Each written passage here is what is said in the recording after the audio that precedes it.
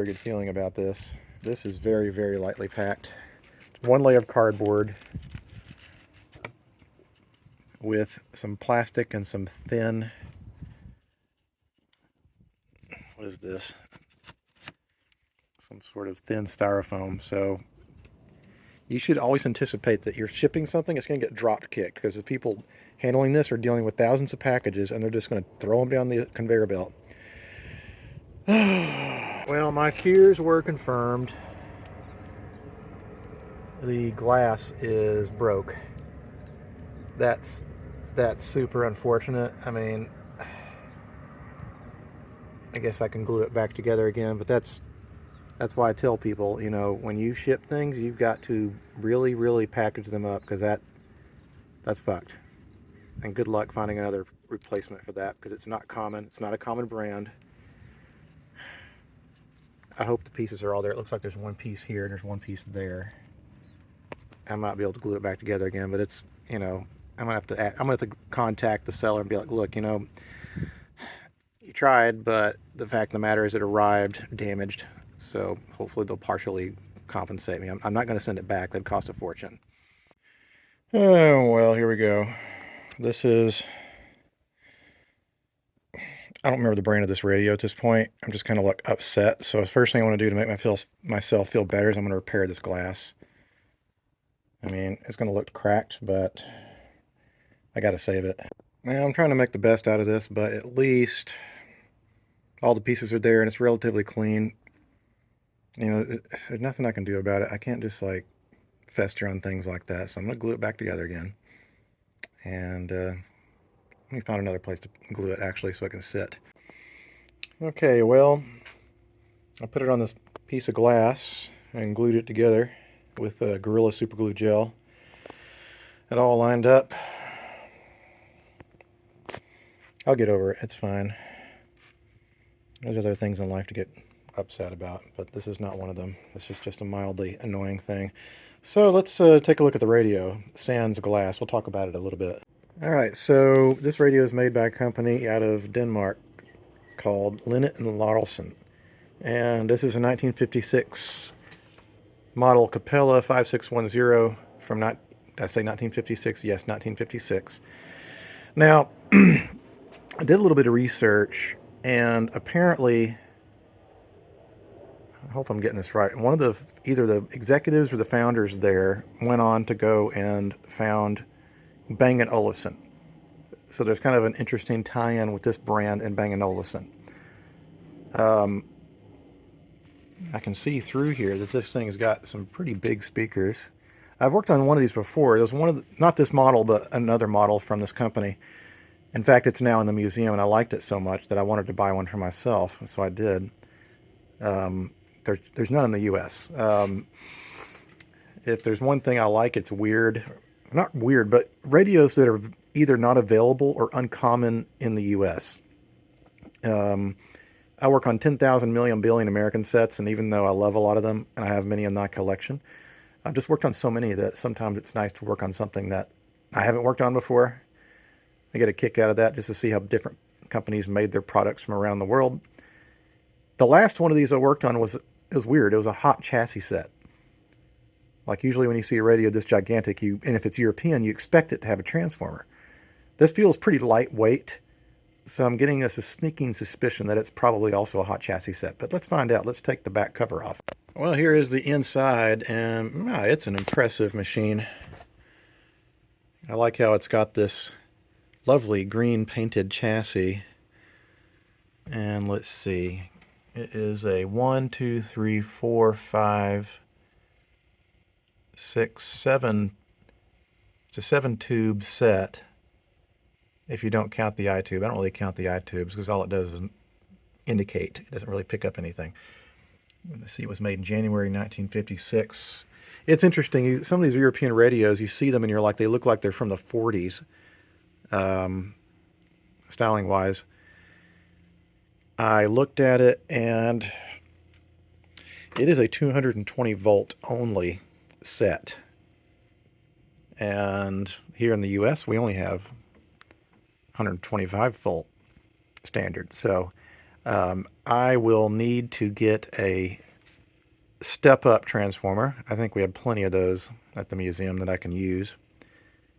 Because, again, this is my set. I'm going to get it restored and working. And then it'll probably do like a lot of my other sets, which is occasionally they'll get used, but they're probably just going to stay on the shelf and look pretty. It's interesting here, we have this replaceable item here. Crystal pickups. Ronet 284 Phillips AG30. I wonder what that could possibly be for. Pickup till Passen. That's probably an abbreviation in Danish or whatever they speak. I'm an idiot. I have no clue what language they speak in that country because I'm an American. It looks like the schematic is there, so at least I have that. And there's this thing taped on the side here. I'm hoping that does not mean bad news, like there's a part. It says original in English. No, original without the O.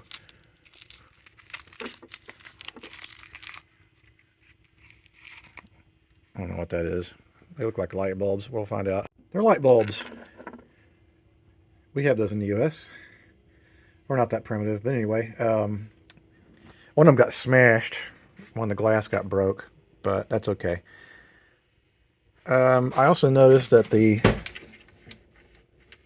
I think the string has come detached.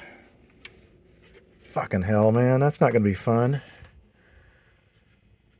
Yep, there it is. It snapped. So, maybe it's not the end of the world. I think this will still... Okay, all the string attachments for the tuning condenser are still there. It's just the string that goes from here to that thing. Now, I'm not really seeing anything that represents a power transformer. I see this, which I think that's pretty small. That's probably the power. That's probably the output transformer. Because I mean, you need something pretty halfway decent to power these suckers here. Okay, you're probably wondering what the heck just happened. So let me kind of like break down what happened. I took this to the radio museum yesterday. Kind of to halfway show other people and also to work on it. And whoever designed this thing, it's like seriously the dumbest design I've ever seen. And I've worked on a lot of dumb radios, but so the tuning string was broken. And so I looked at it and I was like, there's no way that I'm going to be able to get my fingers in here and manipulate that string. And so I thought, well, I guess I'll just have to take the front off, thinking, well, you know, probably all of that will be attached to the chassis. And when I looked at it, it's not. The shaft and the counterweight are actually bolted to the wood panel. So in order for me to fix this, what we had to do, and I say we because I had to have another pair of hands help me do this. Thank you, Raj. Anyway, this had to come off, and then this comes through the pilot lamp holder. That comes off. And so what we did is I got a block of wood that was the same width as that area, and I used a clamp to clamp it in place. And it took me about an hour to get the string back on because I didn't realize this is really weird. The string has to go through this groove right there. And so, trial and error, tried it 2 or 3 different times. I was able to finally get it back on. But what a stupid design. The other thing that happened is that this shaft also had to come off, which is basically the ferrite rod antenna. So all that had to come off, all that string had to come off, and so it took an unnecessarily large amount of time to get both those back on. And I'm not sure how they made this in the factory. That's not a good design. It's a bad design. So I did bring it up a little bit on the Variac yesterday, and it seemed like it was working. So I brought home a 220 volt transformer, and so now that I can actually tune it, I'm also going to attach an antenna. I'm going to see if both bands work. It seemed like yesterday it wasn't humming at all. And this is my set for my collection, and so if it works fine, I'm not going to blow parts on it when, you know, I can always restore it and repair it at my own leisure. Anyway, that's why it's out of the cabinet. And that's, you know, I forgot to record it yesterday. It was pretty stressful getting this back together. You know, I spent a lot of time bitching about this, but look how neat this is. It's very orderly. All the wiring is nice and neat and tidy. What I'm going to do now is I need to clean the terminals, not the terminals, the contacts, because yesterday when we brought it up, it was having some connectivity problems. So I'm going to use some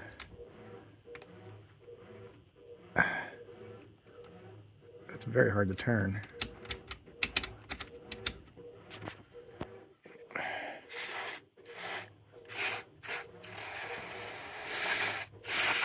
Likewise, when I get the volume control here, it's got a strange pull off and on. I'll tell you what, let me oil that little indent here. That'd probably make it easier to move. There we go. Now let's see if that moves easier. Oh yeah. Jesus, it's hard. It's still hard to turn. Anyway, yeah, I think what I might do is get my tester. I want to see what the situation with these capacitors are, how bad they are. Well, I'm testing a few of these guys, and so far they're testing almost on the money. Also with very good ESR.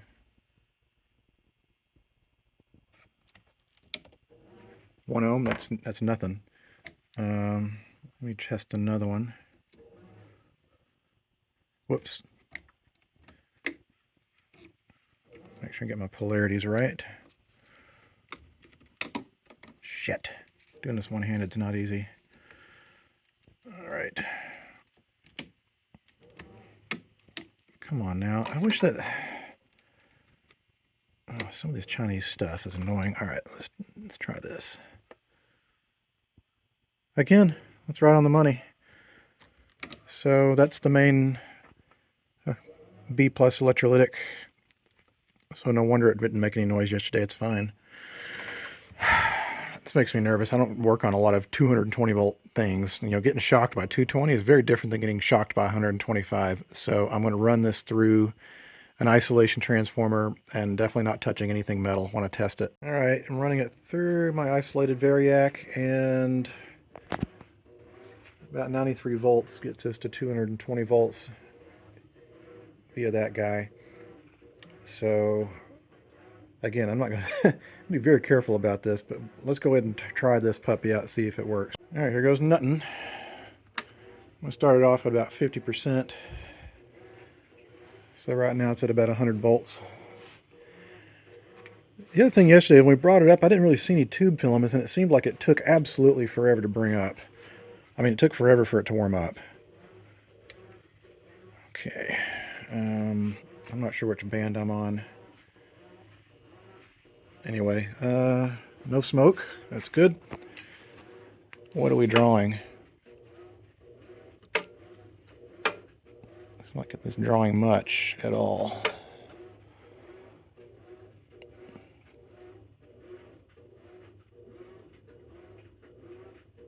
There we go. That should...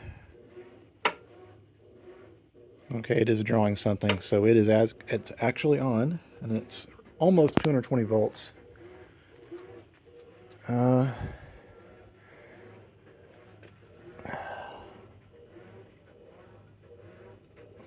Like I said yesterday, it absolutely took forever to heat up.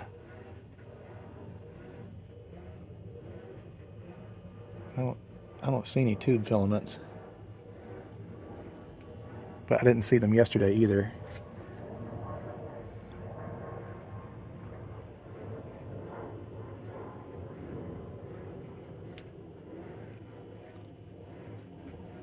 There's no fuses on this either. And again, it was drawing something, so it should be technically on.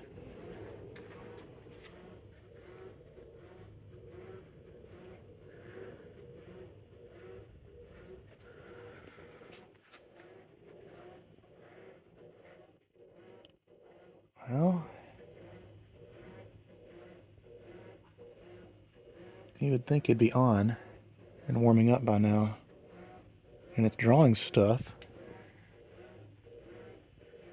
Well, not sure what's happening. Well, psychologist will help you manage your anxiety. It just takes forever to warm up. It took over a minute going full tilt, but now At Kaiser Permanente, we know the body is connected it seems to in work. unseen ways. That's why our doctors work together. That's on FM.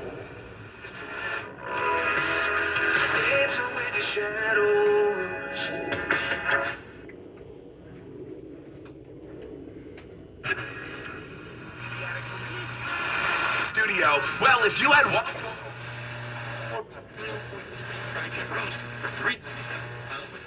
Oh, out of my mind. How many times did I tell you I'm no good at being alone? It's taking. That's FM.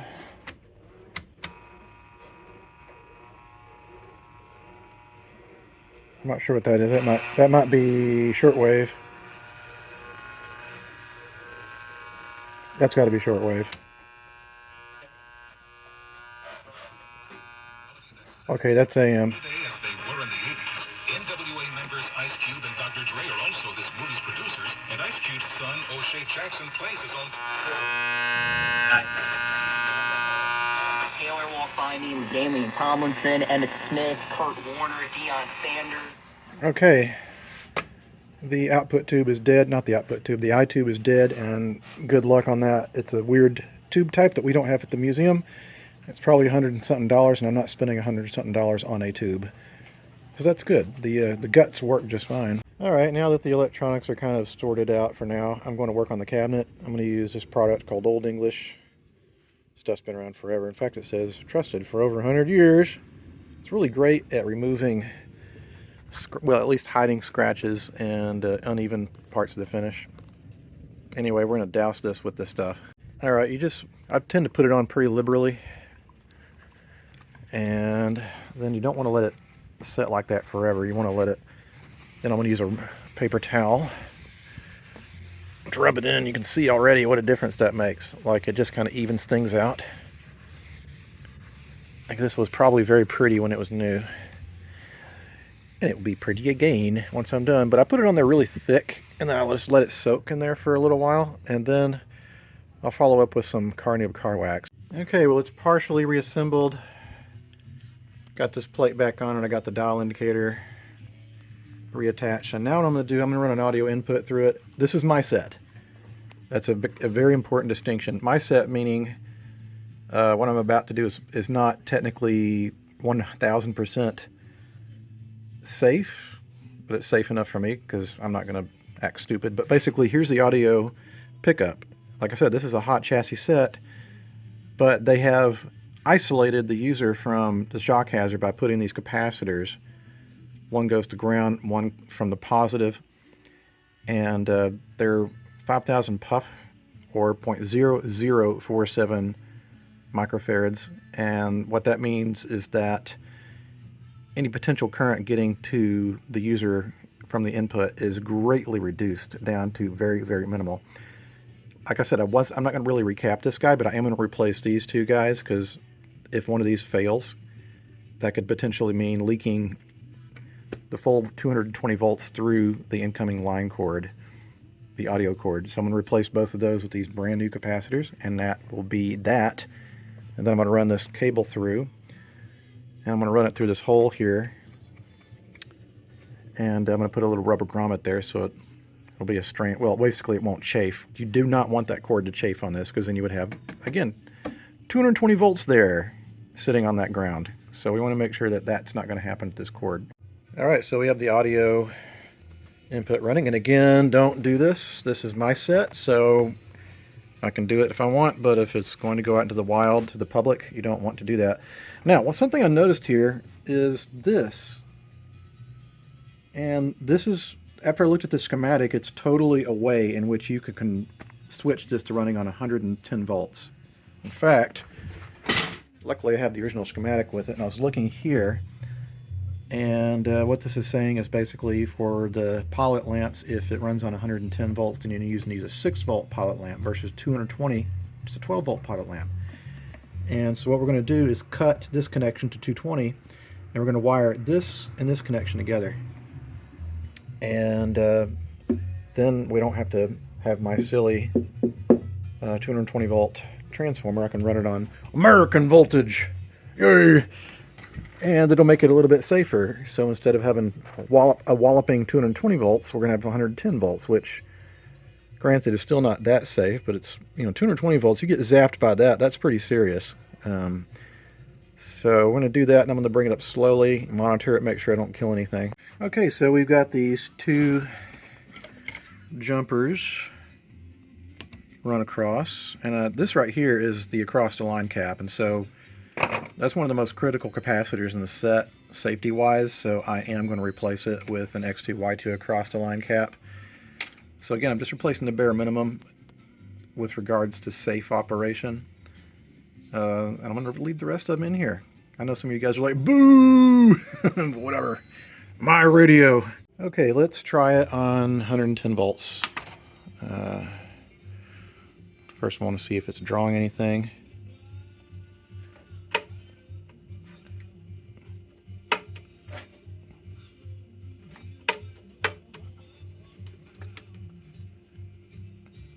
This outlet is always loose and wiggly. Let's try the other one. Okay.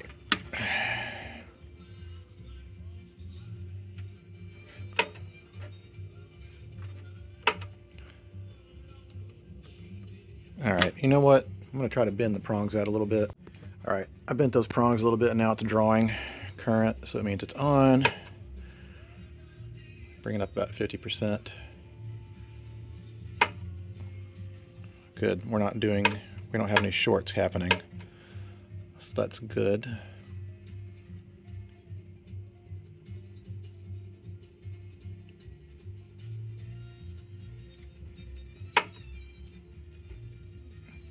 This thing doesn't draw that much current at all. It's kind of unusual. Alright, so those filaments look good. It's interesting, the filaments came up a lot quicker on 110. That's weird. Why would it do that?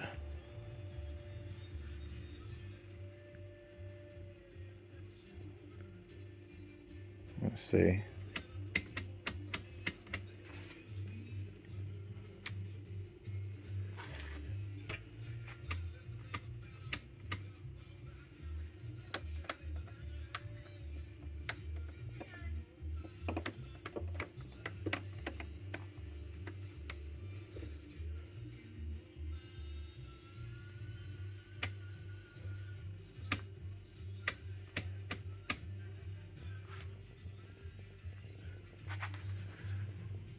This thing takes absolutely forever to warm up.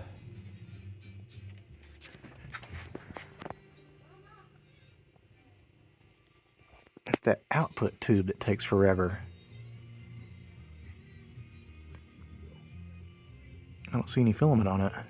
If I see filament on everything else. Alright, I'm going to stop filming. I'm just going to wait for it to warm up because this is boring for you guys. This has to be about the slowest warming up radio I've ever experienced. That took 2 fucking minutes to warm up. But it does work.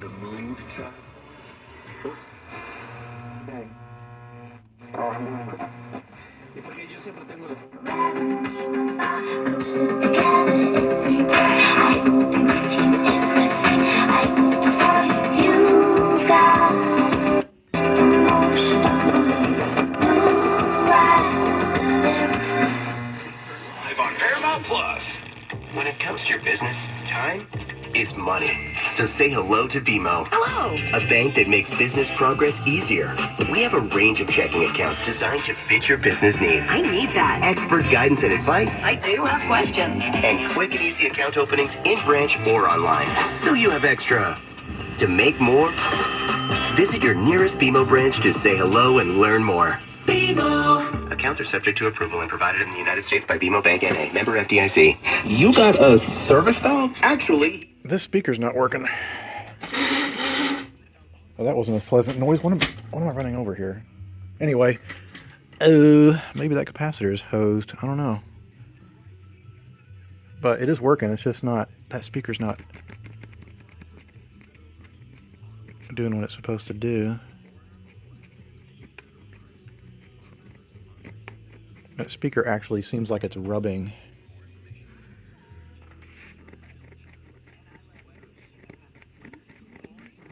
What about this one? That one's fine. Alright. Well, apparently that little electrolytic capacitor was bad, which makes me suspicious that maybe some of the other electrolytics are bad. It does take a long time to warm up. Luckily that speaker's not blown, even though it seemed like it was. Mary J is in the spot tonight, and I'm a man. There's only a couple $100. I can't.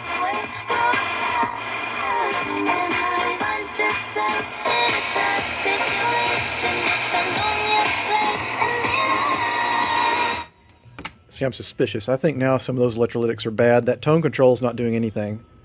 So probably the capacitors associated with that are hosed. So I'm gonna lie. I'm gonna go ahead and replace those capacitors, even though I said I wasn't. Confession time. Turns out a lot of the capacitors were actually pretty bad in this thing, so I've replaced most of them, and the difference in performance is night and day. I mean, this thing actually sounds really good.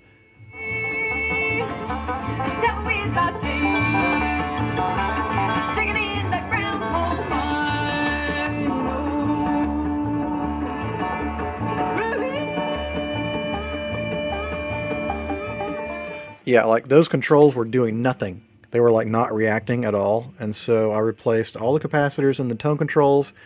I replaced all of the electrolytics. There's only a few capacitors left. It seems like every time I replace a few more, the performance just gets better and better and better. So I'm going to replace probably those. This is out of circuit. I'm not worried about that. But anyway, yeah. Sounds a whole hell of a lot better. I just didn't want to use up my capacitors because, like, when it comes to my own personal sets, for some reason, I'm really cheap. I don't know why. I think it's because I have, like, some huge things I need to work on. This humongous, like, Magnavox that someone dropped off yesterday that's going to eat up a lot of my capacitor supply. But you know what? Quit being a cheap ass. Anyway, I'm a lot happier with the way this sounds now. Here's another confession. I decided that since it's a hot chassis, I did in fact run a isolation transformer through the audio. So, I think electrically this set is pretty much done. Now it's time to pay a little more attention to the cabinet. Alright, it's all back together again. And the radio's nice and sensitive.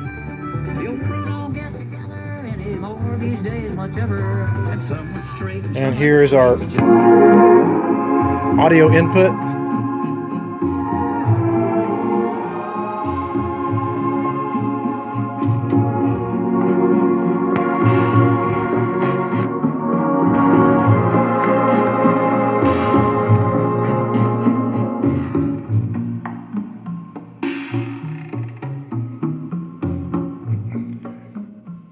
Anyway, it's a first for me. I don't have any Danish radios in my collection. It's a little bittersweet because we have the crack on the far end of the scale, but